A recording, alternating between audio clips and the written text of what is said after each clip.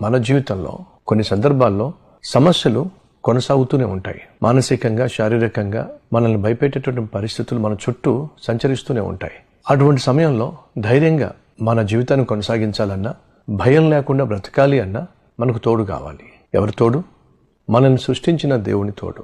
ఆయన దగ్గరకు నువ్వు వెళ్ళినట్లయితే నీ సమస్యను, నీ కష్టాన్ని ఆయనతో పంచుకున్నట్లయితే నీకు ధైర్యం వస్తుంది. శుభవార్త ఏమిటంటే, మన జీవితంలో అలుముకున్నటువంటి చీకటి కావచ్చు, మనల్ని భయపెట్టేటటువంటి పరిస్థితులు కావచ్చు, మనకు నెమ్మది లేకుండా చేయొచ్చు.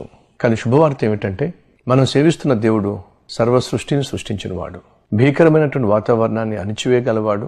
ఈరోజు నీ జీవితంలో ఎటువంటి పెను తుఫాను గుండా నువ్వు వెళ్తున్నావో ఆ పెను తుఫాను నువ్వు అణిచివేయలేకపోవచ్చు, కానీ నిన్ను సృష్టించిన దేవుడు, నిన్ను ప్రేమిస్తున్న దేవుడు నిన్ను కాపాడడానికి ఏ ఆశ్చర్య కార్యానైనా చేయగలడు. నువ్వు చేయాల్సిందల్లా ఈరోజు ఉన్న ఫలాన నీకున్న కష్టాన్ని, నీకున్న భయాన్ని, భీతిని నిన్ను ప్రాణంగా ప్రేమిస్తున్న దేవునికి అప్పగించి ఆయన నీడలో ప్రశాంతంగా జీవించడం నేర్చుకో.